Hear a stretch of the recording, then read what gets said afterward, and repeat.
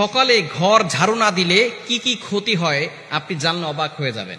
আমাদের সমাজে অনেকে এই ধরনের কথা বলে থাকে, সকালে ঘর ঝাড়ু না দিলে কি কি ক্ষতি হতে পারে, কি কি ক্ষতি হওয়ার সম্ভাবনা রয়েছে। আমরা অনেকেই কিন্তু সকালে ঘর ঝাড়ু দেই।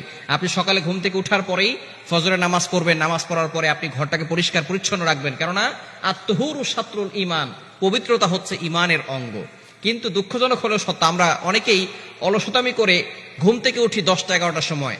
সকালবেলা কিন্তু ফজরের সময় ফেরেশতারা রিজিক নিয়ে প্রত্যেকটা ঘরে ঘরে হাজির হয়, কিন্তু যেই ঘরের লোকেরা ফজরের নামাজ পড়ে না সেই ঘরের কিন্তু আল্লাহ তাআলা ফেরেশতারা রিজিক নিয়ে অবতরণ হয় না। এই রিজিকগুলো তারা জঙ্গলে প্রাণীদের জন্য নির্ধারণ করে দেয়। এজন্য অবশ্যই ফজরের নামাজ পড়বেন। এই ফজরটা হচ্ছে বরকতময় সময়।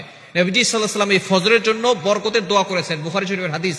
আল্লাহুম্মা বারিক লি উম্মতি ফি বুকুরিহা, আয় আল্লাহ আমার উম্মতের সকালটা তুমি বরকতময় করে দাও। কিন্তু দুঃখজনক হলো সত্য, আমরা ফজরের সময় উঠতে চাই না, ঘুম থেকে উঠি 10টার সময়। একটু তাড়াতাড়ি উঠবেন এবং সকালবেলা ঘরটাকে পরিষ্কার করবেন, কারণ আপনার ঘরের ভিতরে রহমতের ফেরেশতা প্রবেশ করবে। রহমতের ফেরেশতা যদি কারো ঘরে না আসে তাহলে কিন্তু সে কঠিন বিপদে পড়ে যাবে। এজন্য অবশ্যই ফেরেশতারা আসবে, এজন্য অবশ্যই আপনার ঘরটাকে পরিষ্কার পরিচ্ছন্ন রাখবেন। আর পরিষ্কার পরিচ্ছন্ন থাকা ঈমানের অঙ্গ। অনেক সময় যেই ঘরে বাচ্চারা থাকে ওই ঘরে দেখা যাচ্ছে যে পেশাব পায়খানার যেই ময়লা কাপড়গুলো আছে, আবর্জনা আছে, সেগুলো দলামুচ করে আমরা সেখানেই রেখে দেই। এই দুর্গন্ধের কারণে অনেক সময় ফেরেশতারা ঘরে প্রবেশ করতে পারে না। এজন্য সকালবেলা আপনি দ্রুত এগুলো পরিষ্কার করে রাখার চেষ্টা করবেন, তাহলে ইনশাআল্লাহ ফেরেশতারা আসবে। আর ফেরেশতারা আসলেই আপনার ঘরের ভিতরে অভাব অনটন দূর হবে, ঘরের ভিতরে রহমত আসবে।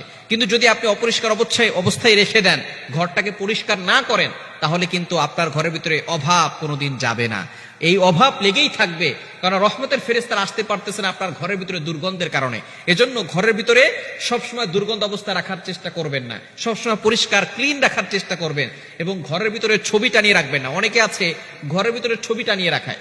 নবীজি সাল্লাল্লাহু আলাইহি ওয়াসাল্লাম জানিয়ে দিয়েছেন, লা তাদখুলুল মালায়েকা, ওই ঘরে ফেরেশতারা প্রবেশ করে না যেই ঘরের ভিতরে কোনো কুকুর বা প্রাণীর ছবি লাগানো থাকে। অনেকে বাবার ছবি লাগিয়ে রাখেন, মায়ের ছবি লাগিয়ে রাখেন, স্বামী স্ত্রী দুইজনের ছবি লাগিয়ে রাখেন, এরপরে সন্তানের ছবি লাগিয়ে রাখেন।